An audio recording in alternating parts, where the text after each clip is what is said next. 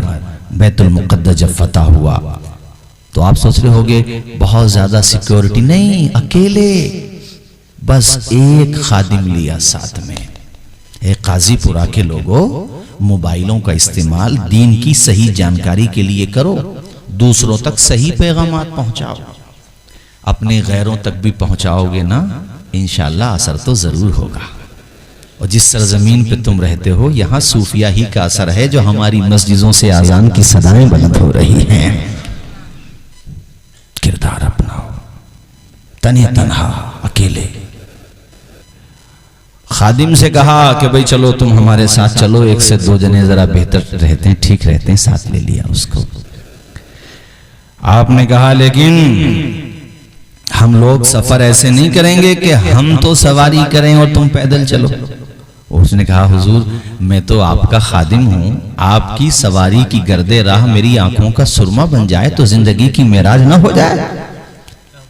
ارے وزیر اعظم تو وزیر اعظم ہوتا ہے، اس کے چمچوں سے تعلقات بنانے کے لیے لوگ کوشش کرتے ہیں، اور یہ تو آدھی دنیا کے حکمران ہیں. بابا نہیں آئی بات سمجھ میں؟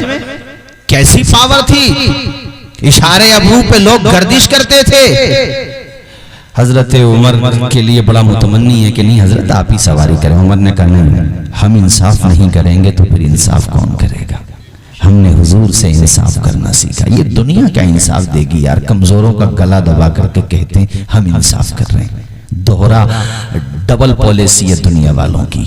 کمزور کی طرف سے اگر کچھ زیادتی ہو جائے تو دنیا ننگا ناچ ناچتی ہے. حالانکہ زیادتی کسی طرف سے بھی نہیں ہونا چاہیے، مگر طاقتور کچھ بھی کر لے. کہتے ہیں نا کہ جب کسی کے گھر میں امیری کا شجر اگتا ہے تو زمانے کو اس کا ہر عیب ہنر لگتا ہے. طاقتور کچھ بھی کرے، یہ ایسا نہیں ہے کہ اوپر لیول پہ ہے. یہ اصل میں ایک بہت گہری بات بتا رہا ہوں میں. نیچے سے جب سسٹم بگڑتا ہوا جاتا ہے نا تو اوپر پھر ظالم لوگ بیٹھ جاتے ہیں. نیچے سے بھی ایسے ہی ہے. آپ ولیجز استر پہ آ جاؤ، ٹاؤن ایریاز کے سطح پہ آ جاؤ، شہروں کے. جو طاقتور ہے کمزور کو دوبارہ آؤ. جس کے پاس چند بیگہ زمین ہے، کوئی فیکٹری ہے، کوئی میل ہے، تو مزدور کو دوبارہ آؤ. اپنے گھر کے سارے خرچے پورے کر رہا ہے مگر مزدور کی مزدوری نہیں دیتا. نہیں آئی بات سمجھ میں؟ یعنی کمزور کو دبانا ہے.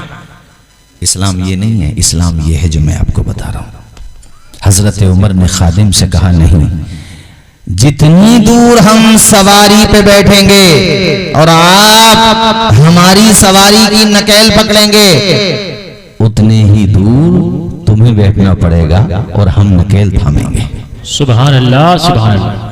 آج تو تصور بھی نہیں کر سکتے یار آپ. اس کی آنکھوں میں آنسو آ گئے، رونے لگا. کہتا امیر المؤمنین اتنا شرمندہ تو نہ کریں. کہا نہیں، یہ ہمارا آرڈر ہے، تمہیں ماننا پڑے گا. وہ کتنا خوش نصیب خادم ہوگا جس کی سواری کی نکیل آدھی دنیا پہ حکمرانی کرنے والا عمر پکڑ رہا ہوگا. ذرا مچل کے بولو یار سبحان اللہ، سبحان اللہ، اور زور سے بولو سبحان اللہ، سبحان اللہ. وہ دن بھی آیا کہ جب یہ سواری بالکل فلسطین کی سرحدوں میں داخل ہونے والی تھی. ادھر عیسائی اور مسلمان بڑی تعداد میں کھڑے تھے، بہت بڑی تعداد تھی. سرحدوں پہ آ گئے تھے. عمر کی جھلک. ارے میڈیا کا دور تھوڑی تھا یار، نام ہی چلتا تھا. اور میڈیا کا دور بھی ہو تب بھی چرچت آدمی کو تو ہر کوئی دیکھنا چاہتا ہے. اور یہ تو وہ تھے. بائیڈن کی بھی کیا حیثیت ہے اس زمانے میں جو عمر کی تھی اس زمانے میں. بے شک سبحان اللہ. آدھی دنیا پہ حکمرانی کرتے تھے عمر. حضرت عمر سرحد کے قریب ہونے والے ہیں. ابو عبیدہ ابن جراح اور آپ کے دیگر ساتھی اور بہت سارے اہل ایمان وہاں پہ آپ کے استقبال کے لیے، جو عیسائی لوگ بھی آئے ہوئے ہیں، غیر لوگ بھی. بارڈر کھچا کھچ بھرا ہوا ایک جھلک دیکھنے کے لیے. عیسائیوں نے کہا اے ابو عبیدہ ابن جراح، یہ ہے تمہارے پریسیڈنٹ جو سواری پہ بیٹھے ہیں؟ ابو عبیدہ نے کہا نہیں، یہ نہیں ہے. جو سواری کی نکیل تھام کے آ رہے ہیں وہ ہمارے وزیر اعظم ہیں. سبحان اللہ سبحان اللہ. وہ ہمارے امیر ہیں. اللہ کی قسم ذرا تصور تو کیجئے میرے ساتھیوں. مجھے یاد آتا ہے شنکراچاریہ سوامی لکشمی جی نے ممبئی کی سرزمین پہ 25 سے 30 ہزار سبھا کو سمبودھت کرتے ہوئے کہا تھا کہ اسلام کو ہسٹوریکل فیکٹ کے اعتبار سے واچ کرو, اسلام کو ڈیپلی ریڈ کر کے دیکھو, اسلام کو اسٹڈی کر کے دیکھو, اسلام کو پڑھ کے دیکھو تو تمہیں یہی کہنا پڑے گا کہ نہ گولا نہ بارود نہ بم سے اسلام تو پھیلا ہے محمد کے کرم سے. سبحان اللہ سبحان اللہ زندہ باد. حضرت عمر جیسے داخل ہوئے عیسائیوں نے اپنی چرچ کی چابیاں آپ کے پاس رکھ دی. بیت المقدس کی چابیاں تو دے ہی دی تھی, فتح کر لیا تھا اہل حق نے. سبحان اللہ سبحان اللہ. وداؤٹ اینی وار کا نمبر ہی نہیں آتا تھا. اللہ نے ایسا دبدبہ عطا فرمایا تھا. نہیں بولو گے زور سے سبحان اللہ. سبحان اللہ. مجھے ایک مغربی مفکر کا قول یاد آتا ہے. اس نے کہا تھا کہ اسلام کے دامن میں ایک عمر ہے, اگر ایک اور ہوتا تو پوری دنیا میں ان کے علاوہ کچھ نہیں ہوتا. واہ واہ سبحان اللہ. ذرا مچل کے بولو سبحان اللہ. سبحان اللہ. اور زور سے بولو سبحان اللہ. سبحان اللہ رے یہ شان یہ شوکت عمر کی ہے, باطل لرز رہا ہے یہ ہیبت عمر کی ہے. واہ زندہ باد. ہے کیا دبدبا ہے حضرت عمر کا. انہوں نے آ کر کے کہا, جمعے کا دن دوسرے دن تھا, کہا آپ کل نماز جمعہ ہمارے چرچ میں ادا کر لیں, ہمیں کوئی آبجیکشن نہیں ہوگا. عمر نے کہا نہیں, آج ہم پڑھ لیں تو ہو سکتا ہے کل کوئی تمہاری عبادت گاہ پہ اپنی عبادت گاہ کا جو ہے قبضہ دعویٰ کر دے. ہم یہ نہیں چاہتے. عمر انصاف کرتا ہے, عمر نا انصافی نہیں کرتا ہے. اللہ اکبر. وہی بیت المقدس فتح ہوا ہے حضرت عمر فاروق اعظم کے دور میں. اب میں تمہیں سلسلے کلام آگے بڑھاتے ہوئے اسی شعر پہ لاتا ہوں جہاں سے میں نے بات آگے بڑھائی تھی. حضرت ابو عبیدہ ابن جراح نے کہا حضور آپ کھانا تناول کر لیں, شاہی کھانا آپ کے لیے رکھا گیا ہے.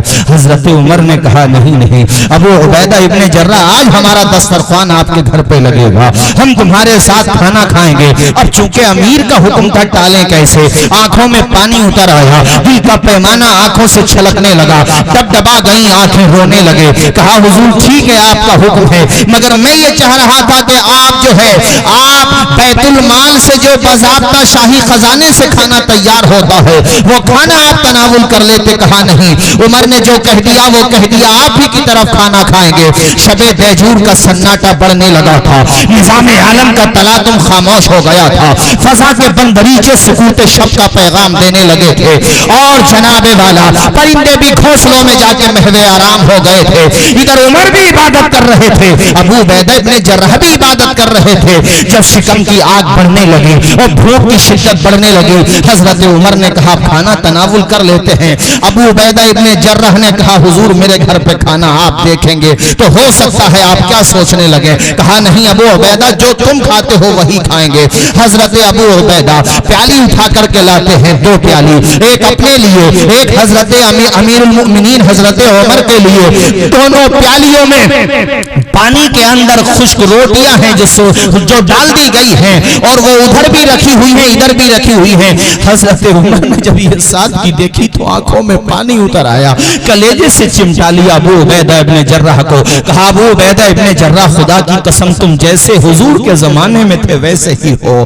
تم نے نہ طرز زندگی بدلا ہے, نہ آداب زندگی بدلا ہے, نہ تمہاری گفتار بدلی ہے, نہ تمہاری رفتار بدلی ہے, نہ کھانے پینے کا طریقہ بدلا ہے. اے ابو عبیدہ اللہ نے ہمیں بڑا نوازا ہے, اللہ نے ہمیں مالا مال کیا ہے, جو رخصت ہے اس حد تک تو عمل کر ہی سکتے ہو. ابو عبیدہ کی آنکھوں میں آنسو آ گئے, روتے ہوئے کہا اے امیر المومنین مجھے کچھ نہیں چاہیے بس جنت میں حضور کا پڑوس چاہیے. اللہ اکبر. کہا مجھے اس کھانے میں بڑی لذت آتی ہے, بس میں اہل حق کے لیے غلبہ چاہتا ہوں. اللہ اکبر. حق والوں کی فتح چاہتا ہوں. حضرت عمر فاروق اعظم نے وہی کھانا تناول کیا. اور میں یہ بھی بتاتا چلوں بذات خود حضرت عمر بھی بہت زیادہ قناعت پسند تھے, پیون شدہ کپڑے پہنا کرتے تھے.